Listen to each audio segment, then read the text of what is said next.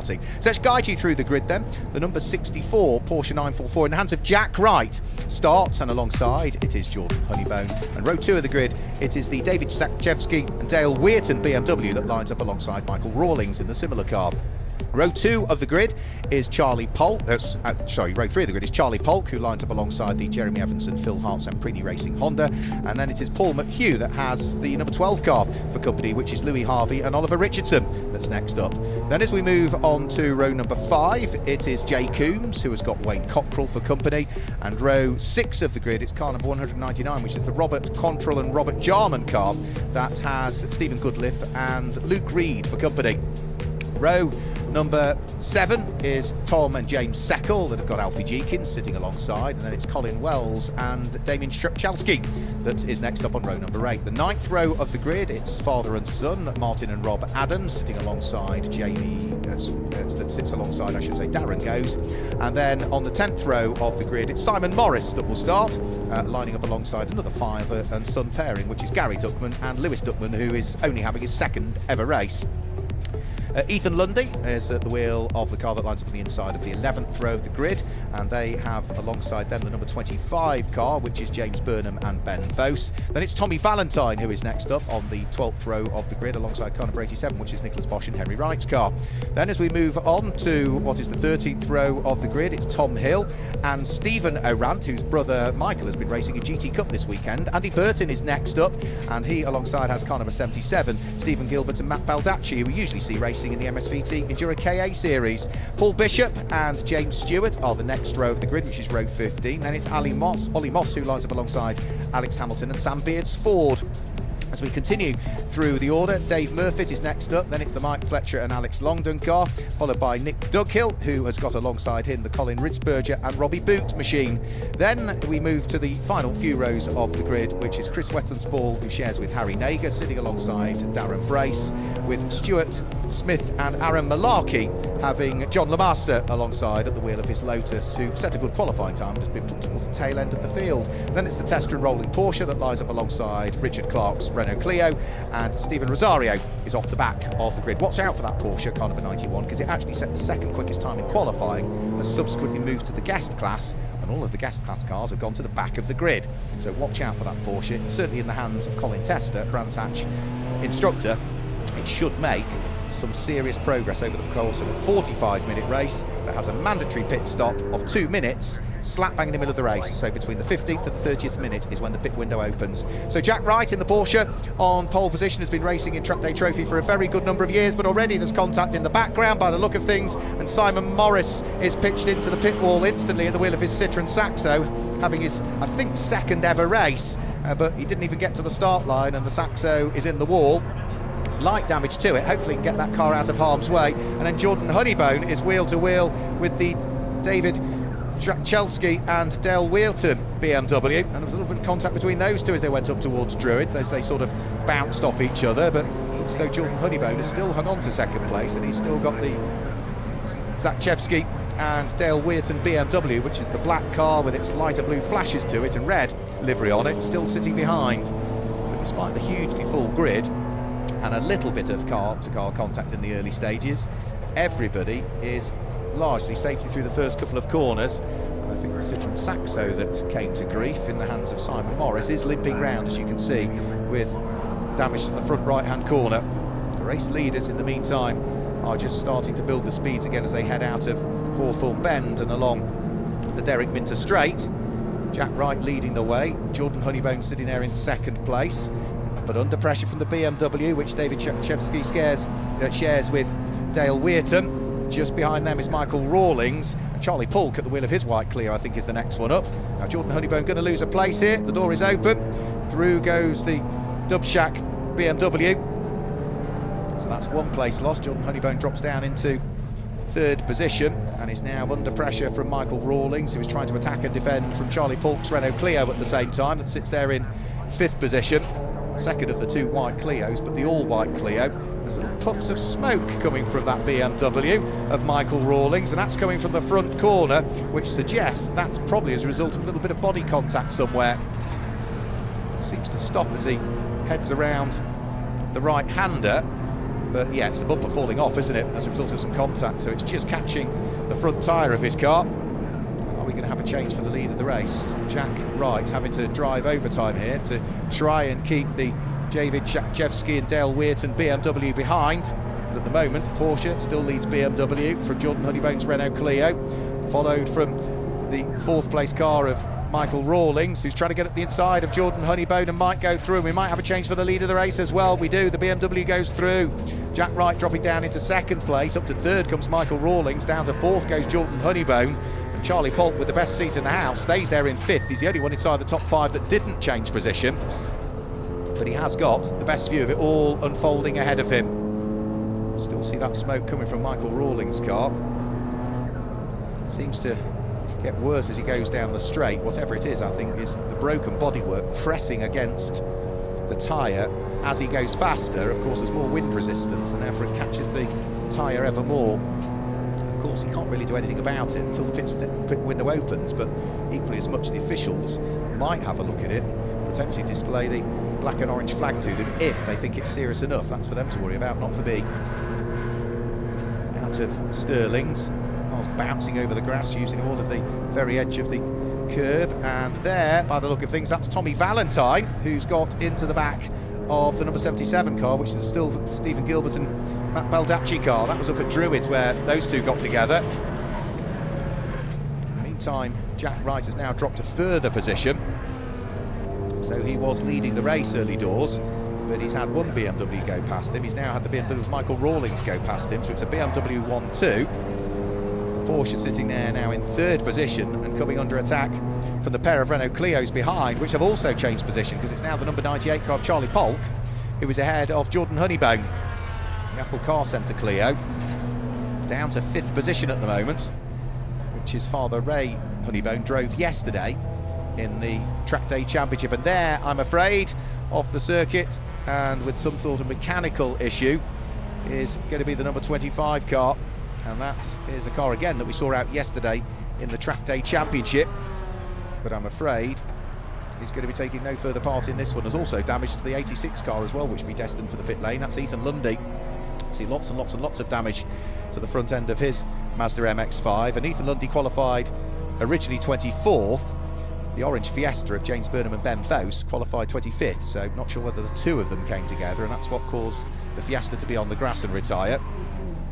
Side we were looking at, there didn't look to be any obvious damage. There was certainly damage on Ethan Lundy's Mazda, that's for sure.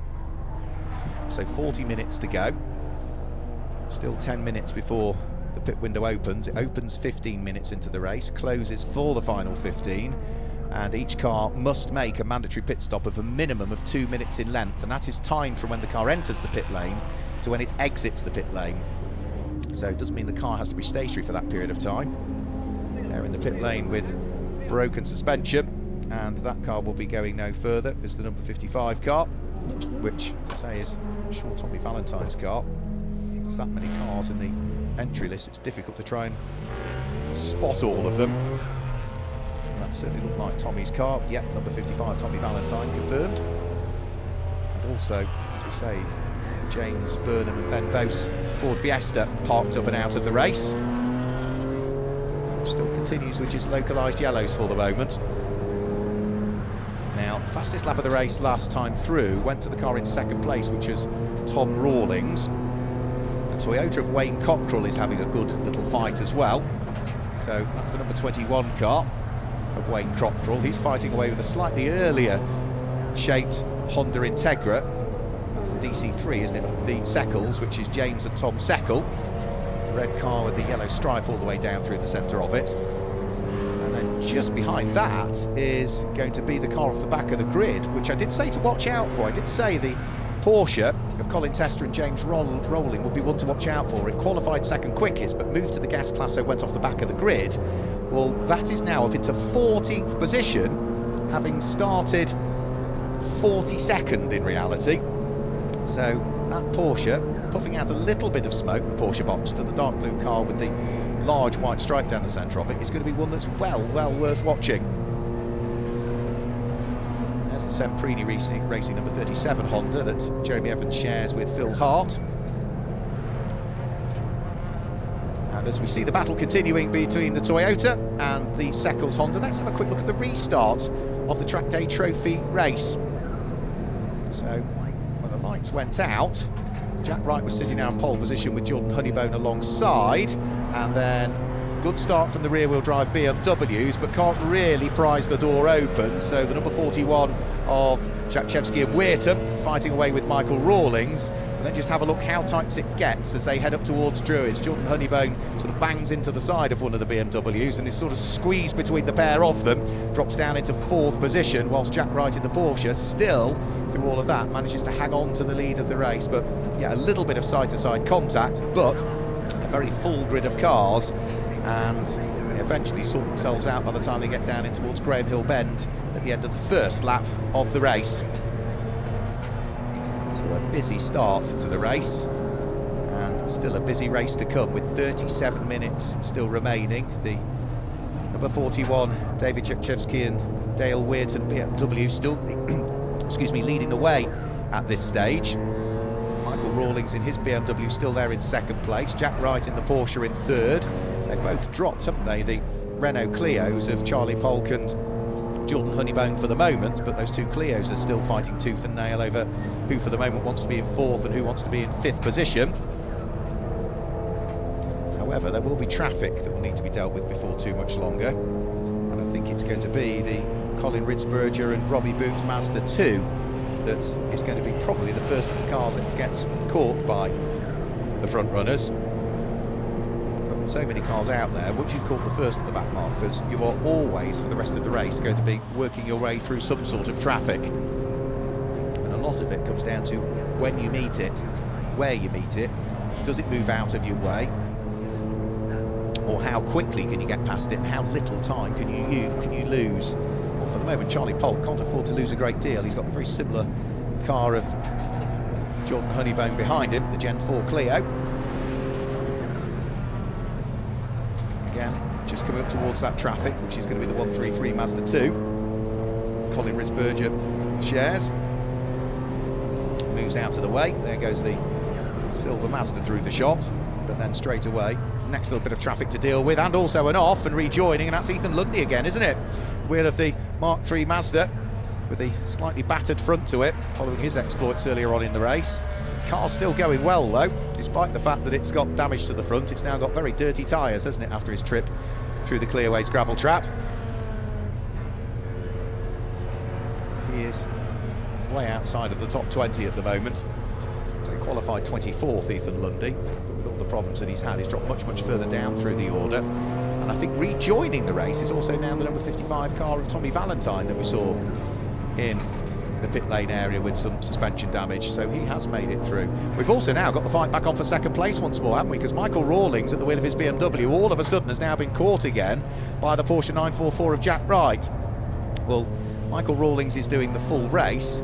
Jack Wright will be handing the car over to Matt Orlett, and as Jack Wright got a bit more momentum, the BMW had a bit of a squirrely moment. It's still got that smoke puffing off the front tyre, which hasn't got any worse, but it does still mean that that tyre is going to be rubbing with the bodywork, which is slowly going to wear it through. And Jack Wright takes the opportunity to squeeze his way back into 2nd place. Up the inside of the Porsche he goes.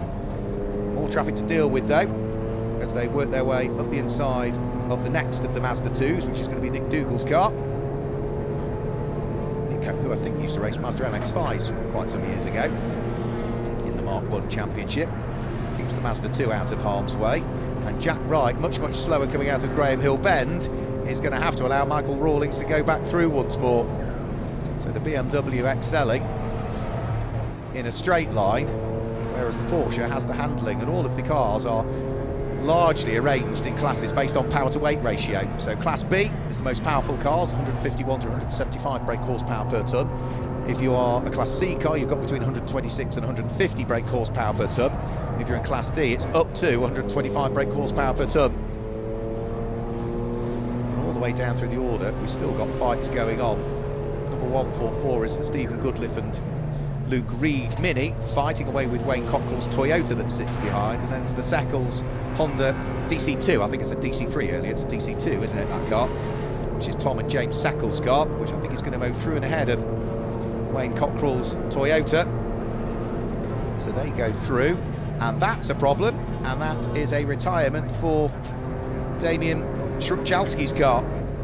So number 88 Honda out of the race. Now Jack Wright, having briefly gone back up into second place, is now in danger of dropping out of third because he's got Jordan Honeybone breathing down his neck. They need to work their way past Stephen Gilbert and Matt Baldacci's Renault Clio, which they do on the approach up towards Paddock Hill Bend, past the number 77 car. Now Jack Wright, again, will be able to see that Renault Clio is right on his rear quarter panel almost as they headed towards the braking area for Druids. This lap and probably another before the pit window opens for them. That's the earliest point at which they can pit, but everybody has to pit in the middle 15 minutes of the 45-minute race. So you can't enter the pits until there's 15 minutes of the race elapsed. You can't enter the pits after there's less than 15 minutes to go. And another off, I'm afraid, and that is the Alex Hamilton and Sam Beard Ford Fiesta. And that's had a spin at Graham Hill Bend and is just in the process of recovering. So dropped down through the order. No damage to the car, no harm done, just places and time lost. They should continue in the race. Now second, third and fourth all still together, aren't they? Michael Rawlings, followed by Jack Wright, and then thereafter Jordan Honeybone. Here's a fight going on between Ollie Moss fighting away with the Mazda MX-5 Mark IV as it is, which is going to be the number 56 car.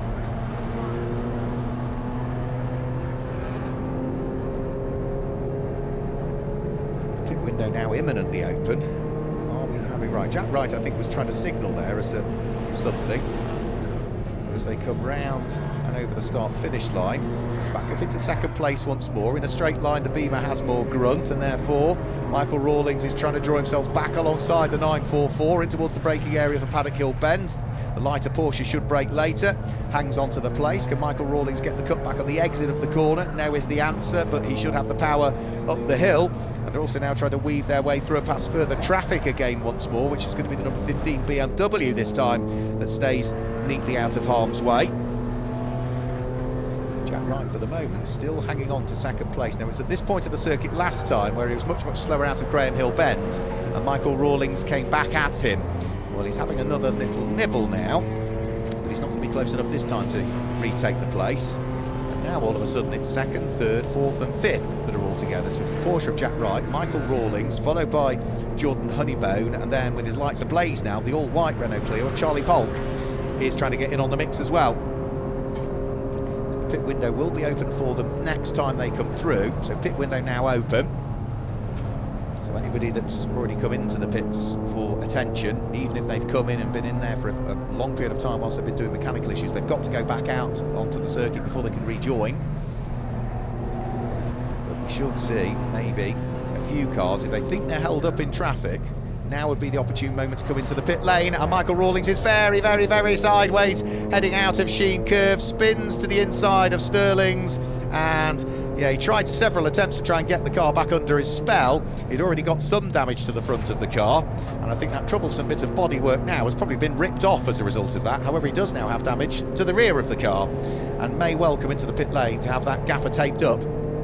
But it looks as though, with lots of arm twirling, could never get the car quite under his spell, but largely got away with it. And yet, flapping bodywork, he'd be well advised to come into the pit lane on this lap, get the car checked over, and I think that's what he's doing. Yeah, so sensible driving by Michael Rawlings. And that was all because he went into Sheen Curve a little bit too quick, dipped a couple of wheels onto the grass, which of course that's the side of the car that's loaded up as well. As you're going through the right hander, it loads up the left hand side of the car. Those wheels hit the grass, tried to recover it, pendulum effect took place, and it snapped back the opposite way on him and into the barriers on the inside of Sterling's Bend. So no massive damage done to the car, but no, he's getting out, and it looks as though that's it for Michael Rawlings.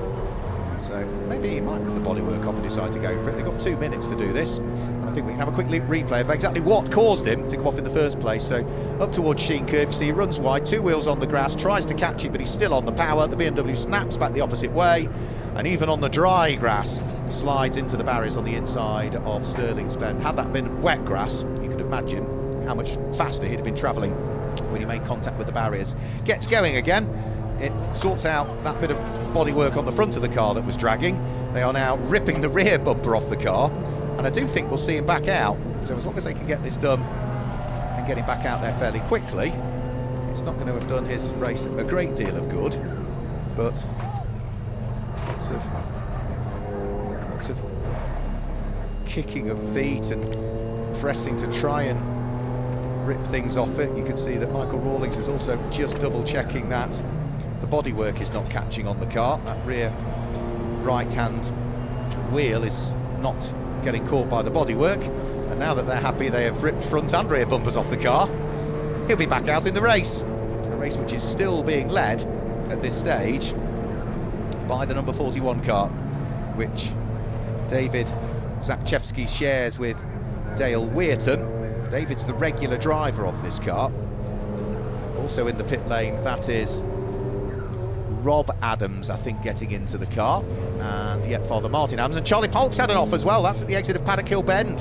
Car that was running in 4th position as a result of Michael Rawlings coming into the pit lane. Charlie Polk's just had an off, so looks like that may well all have been on his own accord. And the number 91 Porsche I was talking about is about to gain another place. He dives up the inside of Darren Goes, and that Porsche, remember, from 41st on the grid is now up into, I make it, 5th position. I did say keep an eye out for it.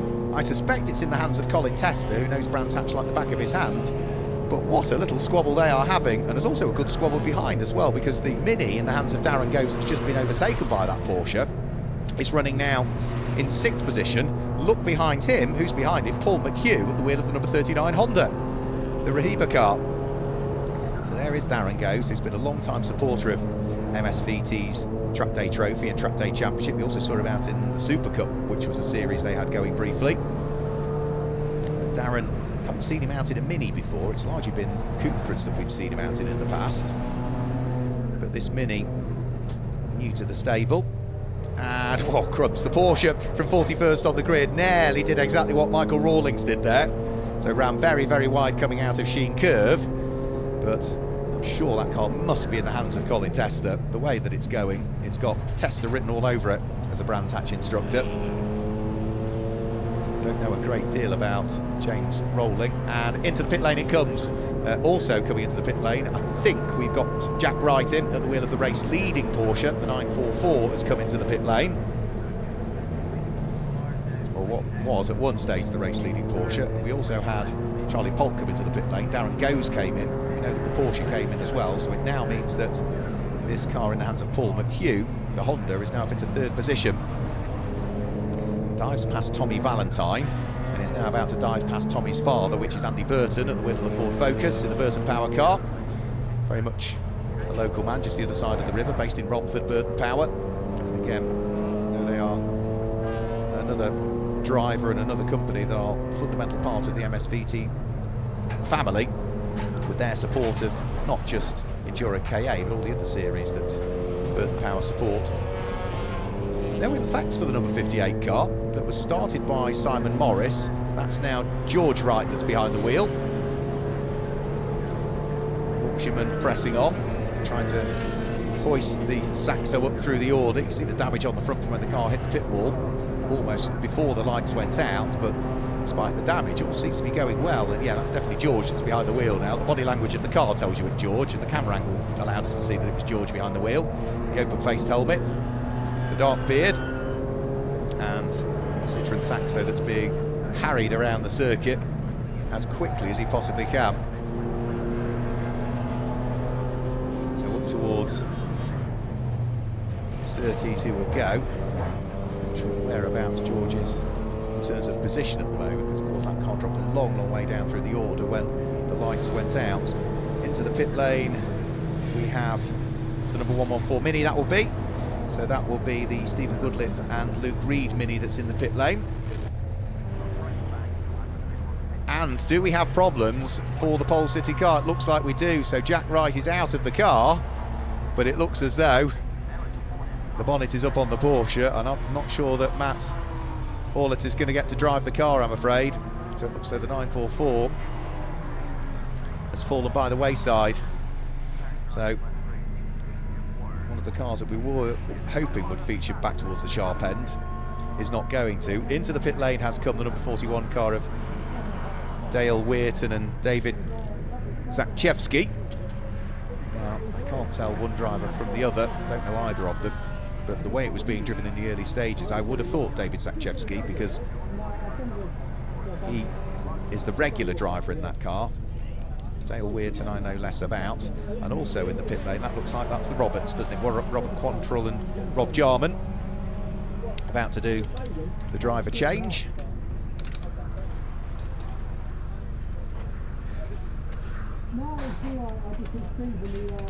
So plenty of time to do the driver change with the 2 minutes, plugging in what is the pit to car radio system as well. So Rob Quantrill getting out of the car, Rob Jarman about to jump in. Ethan Lundy still wrestling the rather battered MX-5 around the circuit. He's being chased around by Colin Wells at the wheel of his Mazda MX-5 Mark III. A lock of the brakes from Ethan Lundy, misses the apex at Surtees, which allows Colin Wells to draw himself alongside. Good to see Colin back out racing after a hefty shunt just, what, 2-3 weeks ago here in the Mayata Trophy, another one of MSVT's championship. And you can tell it's been a busy race for Colin Wells, because look at his wing mirrors. Left one's folded round, right one is folded round. He won't be able to see anything that's behind him other than his main rear view mirror. So hard fought racing for Colin Wells, and he was pretty much alongside Ethan Lundy but couldn't quite wiggle his way through. The slightly second-hand looking Mazda of Ethan still going very well indeed. Now leading the race at this stage is the number 44 Renault Clio of Jordan Honeybone, who has not pitted as yet. So he has worked his way right up through the order. Nice to see a Golf Mark II out as well. That's the Nicholas Bosch and Henry Wright Volkswagen Golf Mark II. That's a car that qualified only just inside the top 30. Used to be a separate championship for Golf Mark IIs in the UK, but of course as the cars become older, they become rarer, they become more expensive, parts become more difficult to come by, and so we see fewer Mark IIs out racing than we ever used to. He's just about to be passed by Michael Rawlings at the wheel of the BMW. So where is Michael Rawlings now? 13th position actually, so despite the fact it was a slightly extended pit stop because of ripping the rear bumper off the car and checking the bodywork damage following his off just up at this part of the circuit coming towards Sheen Curve. It looks as though all is well, doesn't it? Of course there's no issues with the bodywork catching the front anymore, because that disappeared off when he went into the barriers at this point of the track. They ripped the rear bodywork off when he came into the pit lane. He did exactly what I would thought, because the pit window had just opened, so come into the pit lane, get the car addressed, get it checked out, and he lost the minimal amount of time with that. The pit window is still open, there's still a few cars to come into the pit lane as yet, so if you are running inside the top 6, you have not pitted as yet. So the number 44 car of Jordan Honeybone leads the way, has yet to pit. The number 12 Renault Clio has yet to pit at this stage, which is Louis Harvey and Oliver Richardson. Tom and James Seckel in the Honda and Tegra DC2 haven't pitted, but I can just see them coming in down pit lane now. I was going to say that off the back of the grid we have not had in car number 166, which is Richard Clark, but I can see that his car is also now in the pit lane as well. John Lemaster leaves the pit lane. We've not had Ethan Lundy in at the wheel of his Mazda as yet, and that's the car with the damage to the front of it. We've not had Colin Wells in at the wheel of the number 6 Mazda, who is doing battle with Ethan Lundy. Into the pits comes Simon Morris. Into the pits comes George Wright, that will be, won't it? Because we already had that car in. So looks as though the 2 Team Air Supply cars, the Porsche and the Honda, may well both have encountered problems in this race. Jack Wright and his father George. So there goes our race leader Jordan Honeybone through shot over the start-finish line and through Paddock Hill Bend. He's not pitted as yet still. The last lap Jordan did was his best individual lap of the race so far. Now, he's catching traffic. He's got 3.5 minutes before he needs to break the beam at the pit lane entry. So, doesn't necessarily need to pit at the end of this lap, but if he doesn't, he's then leaving it very tight thereafter, I would say. So I think we'll see the Apple Car Centre Clio in at the end of this particular lap. Now the next car that he needs to try and work his way past, he does so, and that's going to be the number 444 car of Jay Coombs, who qualified just outside of the top 10 in 11th position. There'll be more Mazdas up the road to deal with, and this will be another 2 cars that haven't pitted as yet. So it's Colin Wells, who's running 4th overall, about to get lapped by the race leader, and then Ethan Lundy, who's running 3rd overall, about to get lapped by the race leader. But both of those Mazdas still at some point need to dive for the pit lane. So Jordan Honeybone up the inside of Ethan Lundy, who's not going to let him through, and almost squeezes him towards the curb as they head in towards Westfield Corner. But Jordan Honeybone goes through, and then because Ethan Lundy is delayed, I think Colin Wells snuck through there, and that would have been a change for position between those 2 Mazdas. So Lundy now down into 4th, Colin Wells up into 3rd, and trying to fight back. But they must come into the pit lane within the next 2 3/4 minutes. So are we going to see the race leader in, this time through Jordan Honeybone? Are we going to see either of these Mazdas come in? Well, Colin Wells is going to run very wide indeed. Is he going to come into the pitch? Yes, he does, but Ethan Lundy overtakes him at pit lane entry, and that was for position as well. So into the pit lane come the 2 Mazdas. Jordan Honeybone still stayed out on track at the wheel of the number 44 car, so he is going to leave it until the very, very end of the pit stop window. We also need in at some stage. The number 12 Renault Clio is not showing as having come into the pits at the moment, so that's the Louis Harvey and Oliver Richardson car, which is the Pro-Am Racing entered machine, I believe. Now, bonnet up on the Porsche.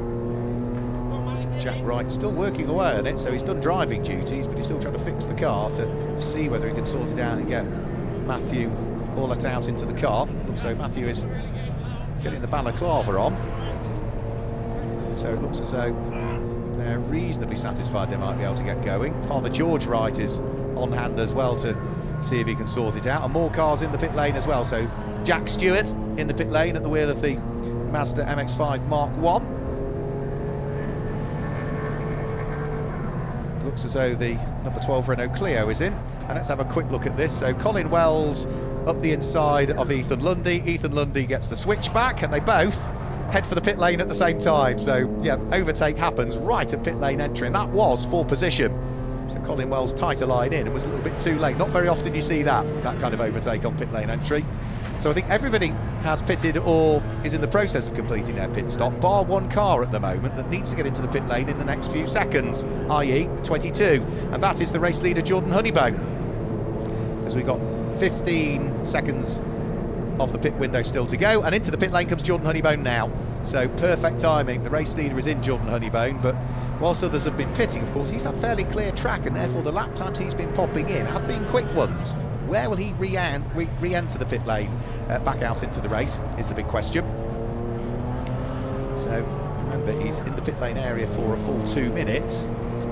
Now, in reality, he would need to get out ahead of the number 41 BMW, which had been leading the race overall until the pit stop window opened. So the David Zakchevsky and Dale Weirton car, which has just set its best individual lap of the race so far, is the car that Jordan Honeybone needs to beat out of the pit lane. Well, there, out of Druids goes the number 41 car. It is on lap number 17 at the moment. Well, Jordan Honeybone is on lap number 17 and hasn't quite completed it yet because he's at the pit lane entry end, completing his pit stop.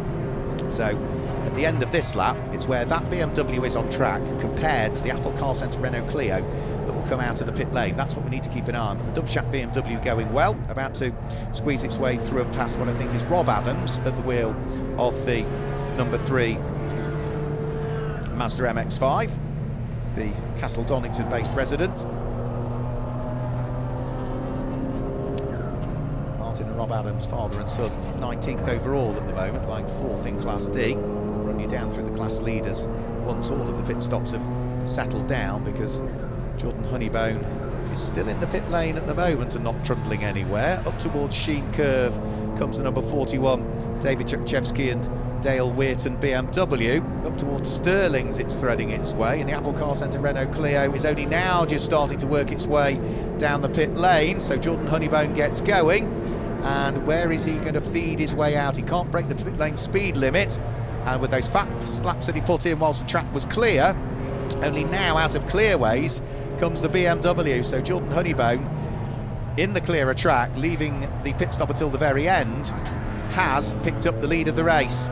So the Apple Car Centre Renault Clio leading the way in the hands of Jordan Honeybone, or Twinkle as he's known to the family. He won't thank me for that. Heads down in towards the braking area for Graham Hill Bend.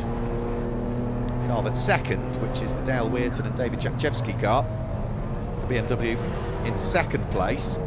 Third at the moment, despite the damage, despite the spin, despite ripping off the bumper and getting out of the car in the pit stops, is Michael Rawlings at the wheel of his yellow and white and light blue BMW 328i. Paul McHugh in the Honda, in the number 39 car, is going to be fourth at the moment. Darren Goes in the Mini, which is the 22 car, is fifth. And in sixth place, if they stay there, that should be the leader of Class C that's there in sixth place, which would be the number 12 Renault Clio of Louis Harvey and Oliver Richardson. So they'll be leading Class C. Leading Class G, remember all the Class G cars started off the back of the grid, is going to be car number 166, which is Richard Clark in the Finsport car. He started 42nd and is now up into 8th position. And who's going to be leading Class D? It's going to be car number 444, which is the Mazda MX-5 in the hands of Jay Coombs. That's the largely blue car, isn't it? The Mazda MX-5 number 444. Jay Coombs will be the Class D leader at this stage. So 11.5 minutes still remain. The gap first to second. Renault Clio back to number 41 BMW was 10.9 seconds last time through, but of course Jordan Honeybone has only in reality just done an outlap. So you would expect that gap to come down on the first lap out. It has. It's come down to 8.2 seconds. So that's the gap that we need to try and keep an eye on. Michael Rawlings is a little way back in third place. His yellow BMW as yet has not come over the start-finish line. He's just in the background of the shot now. Yep, so here comes the yellow BMW now. Through and over the start-finish line. He's there in third place and is some 20 seconds adrift of the car ahead of him, and 28 seconds off the lead at this stage. It is lapping a little bit quicker actually than the cars ahead of him. Good fight going on between the Mazda MX-5s once more. That looks as though that is Colin Wells, who is coming under pressure from Rob Adams. They both sneak through and ahead of the Mark II Mazda MX-5, which looks as though that's the Mike Fletcher and Alex Langston car. Now, these two Mazdas will be fighting for position as well. It'll be for second and third in Class D. And off, I'm afraid we've lost the Mark II Golf, has gone off, so sadly that's the Nicholas Bosch and Henry Wright Volkswagen Golf. That looks as though that is probably coming off the Grand Prix loop up towards Clearways Corner. So it's probably come out of Stirling's and has had a problem down the straight and has pulled off just on the right-hand side when you get towards back to the Indy circuit. Yeah, absolutely, that's where that car's pulled off. The wider shot allows me to pick out where that is. So localised double-waved yellow flags there. Driver out of the car, hop to where the marshals are. Should go to a single-waved yellow once it's clear. And let's just have a quick look as to exactly what happened. Well, tucked up behind the number 77, Stephen Gilbert and Matt Baldacci, Renault Clio, and comes out of the corner. There's a puff of smoke, and instantly, the driver realises, pulls the car over to the right-hand side of the circuit, off the racing line, and does a sensible thing, parks it up on the grass. So mechanical woes, and now that driver is behind barriers, it means that localised yellow flags are withdrawn and overtaking is what's available at that part of the circuit. Right, lead advantage was 8.2 last time we picked up on it. Well, it's now gone out to 9.2. So there is no rate of close at the moment for the David Zakchevsky and Dale Weirton shared car. So don't know who's behind the wheel. We don't get the starting drivers in the Trackday trophy nowadays. But we do know that at the moment the gap has gone back out again and there is traffic to deal with, and the traffic that is being dealt with by the BMW is going to be the Class D leading Mazda MX-5 of Jay Coombs, the number 444 car that's just being overtaken by the BMW. Now Jay Coombs is fighting away with that Mini that lies ahead, and that is for position actually. They're in different classes. The Mini of Stephen Goodliff and Luke Reed sits in Class B, whereas it's the Class D Mazda that is trying to gain the place on it and should have the run actually. Yeah, going down through Dingle Dell. That will put Jay Coombs now up into 15th place overall at the wheel of the Mazda. Another place gained. And he's fairly comfortably leading the class at the moment by about 16, 17 seconds. He leads Class D by, because it's the Colin Wells and Rob Adams, number 6 and number 3 Mazda MX-5, that are busy fighting away over what will be second and third in that class. Wayne Cockrell at the wheel of the number 21 Toyota. He's had a busy race, busy weekend as well, because he was out racing yesterday in the Trackday Championship. And here is, by the look of things, yes, so here we go. This is all for position. This is for second, third and fourth in Class D. Just escaping a little bit is the grey car of Colin Wells, which means that Rob Adams at the wheel of the number 3 Mazda, coming under pressure from the slightly second-hand looking car of Ethan Lundy. They're fighting over 18th and 19th overall, but that's for the final podium spot in their respective class. And Rob Adams, for the moment, just hanging on to it. There's Colin Wells just up the road, so he's second in the class, and then third and fourth in the class still together. There's gaffer tape that's been applied to Ethan Lundy's car as a result of as a result of the damage that was sorted in the pit stop. You can see lots of arm twirling there from Ethan Lundy.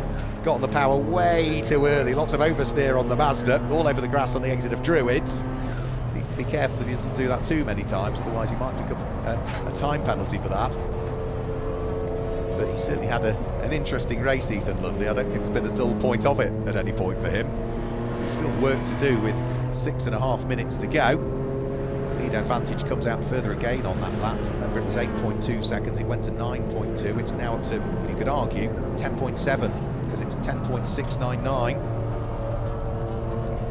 The 55 Ford Fiesta of Tommy Valentine that lost time in the pit lane earlier with damage to the front left corner is back out there. Tommy's another driver we see regularly racing in the Enduro KA series as it is, with his father Andy Burton sharing the Burton Power liveried Enduro KA.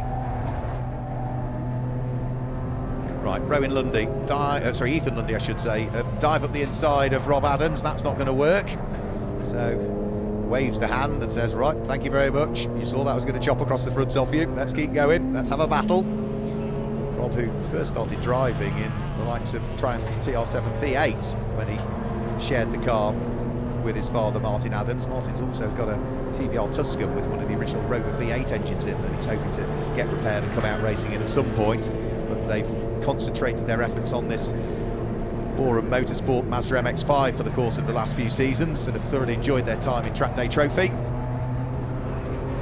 Up towards the braking area, flash of the lights from the car behind, that's going to be the number 39 fourth placed Paul McHugh Honda that's trying to go through and past these squabbling Mazdas at this stage.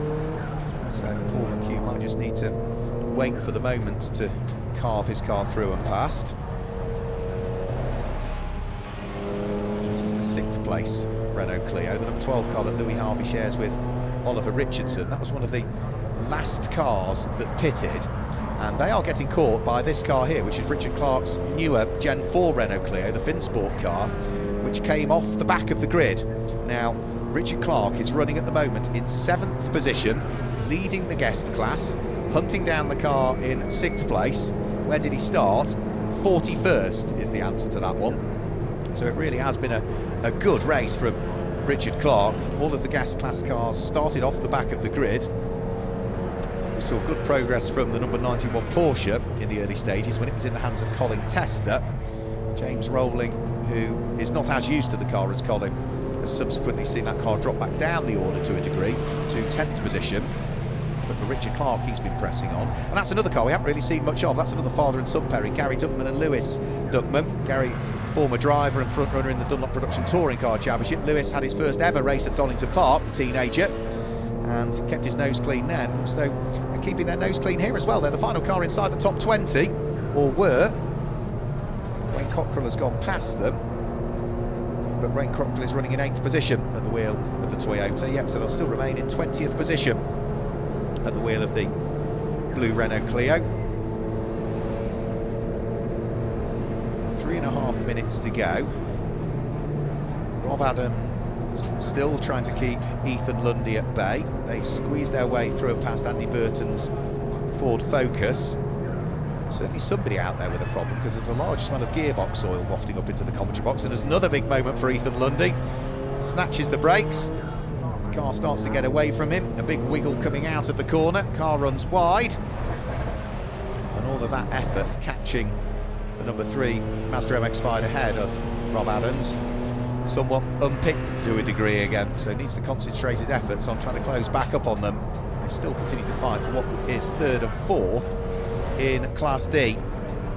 Right, we've also now got the fight fully on, haven't we, for the final place inside the top 6, with the number 12 older shape clear, with Louis Harvey and Oliver Richardson coming under pressure from the Gen 4 car of Richard Clark from 41st on the grid. Can he get himself inside the top 6 is the big question. So he's going to have a quick look, is he? No, he's not going to try anything as they head up towards Surtees this time through. But a good exit coming off the corner could offer up a possibility as they then start to stretch their legs on the straight. Richard Clark has almost drawn himself alongside the older shape Clio. He does, he moves ahead and will be ahead by the time they get down in towards Hawthorne Bend, so job done. That now means that Richard Clark gains another place in the Finn Sport car. It runs in the guest class, but what a drive from 41st on the grid up to 6th position. That's a lot of overtaking, isn't it? Now we're going to get another replay here of John Lemaster losing the tail end of the Lotus Elise Series 2. John has been racing Lotus cars for a good period of time, loses the tail end of the car, gets going, but of course had to wait for a gap in the traffic before he could rejoin. And that's another car that started towards the tail end of the field, John Lemaster. Qualified 9th quickest, but for whatever reason was put to the back of the grid. And the number 65 car had almost worked itself inside the top 10. It was in 11th place.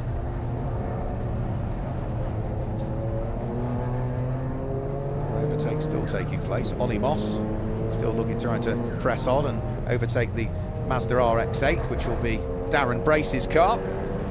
Nice to see a Mazda RX-8 out racing. We do see a few in other series in the UK, but nice to see one in the MSVT Trackday Trophy, which always has. That's the great thing about it. Huge amounts of variety in it. I was totting up yesterday, what was it, 13 different marques represented in the Trackday Championship. And in the Trackday Trophy, what have we got? Porsche, Renault, BMW, Honda, Lotus, Mazda, Toyota, Mini, Citroën, Ford, Volkswagen, and I think that's it. So that's something like 11 different marques represented there. But for Jordan Honeybone, he is 10.8 seconds to the good. He is heading along the Cooper Straight for the final time and heads up towards Surtees with 20 seconds remaining on the clock, meaning by the next time he heads over the start-finish line, the clock will have ticked to 0. The checkered flag will be readied for him, and it is looking as though he is on course to pick up a win in this one. The opening race of the season saw a win for Justin Roberts and Nicole Drought in their Honda Civic. We saw Nicole out doing good things yesterday in the Trackday Championship. Second at Donington Park last time out, it was the Semprini Racing Honda of Jeremy Evans and Phil Hart. Well, they are running in 9th place at the moment, and Trevor Hurrell, who I don't think is out this weekend, completed the podium at Donington Park. So it looks as though we are going to have 3 different drivers, or 3 different sets of drivers, heading to the podium here, compared to round 1 that took place in the East Midlands. So Jordan Honeybone out of Stirlings along the short straight and up towards Clearways and Clark Curve for the final time, and he's almost going to put a lap on the car that finished second at Donington Park. But with the clock at 0, the Apple Car Centre Renault Clio in the hands of Jordan Honeybone, who left it until the very last moment. With about 15 seconds to go, he came into the pits with the pit window about to close. He comes through to claim his first win of the season and the second win of the year in the MSVT Trackday Trophy. Wait the arrival of the BMW in second place over the start-finish line of David Shakchevsky and Dale Weirton. They had a good run and were leading for a good period of time, were leading until they opted to dive for the pit lane. But their strategy on this occasion did not quite work, so they have already come through to take the checkered flag. Third through now comes the yellow BMW in the hands of Michael Rawlings, and then fourth we should await the black and the gold Honda of Paul McHugh, who will finish in 4th place in a car that also went well yesterday in the Trackday Championship. Yeah, flash of lights for Paul as he heads over the start-finish line, so he'll be more than pleased with that one. Darren Goes in the Mini should be next up, black Mini with the green metallic flashes to it. And then, you know, hats off also to Richard Clark for a fantastic drive at the wheel of the Finsport Renault Clio, starting 41st on the grid and able to bring the car home inside the top 6. He's not as yet taken the checkered flag, but he should be heading up towards it any second now. I think the next car over the start-finish line will be Andy Burton. So yeah, flash of lights from Andy Burton as the Ford Focus comes through. But yeah, brilliant stuff from Richard Clark, who is going to bring the car home. Here he comes now over the start-finish line, the white and the blue Renault Clio coming into shot now. 41st on the grid, up to 6th position. Good drive that, just for him.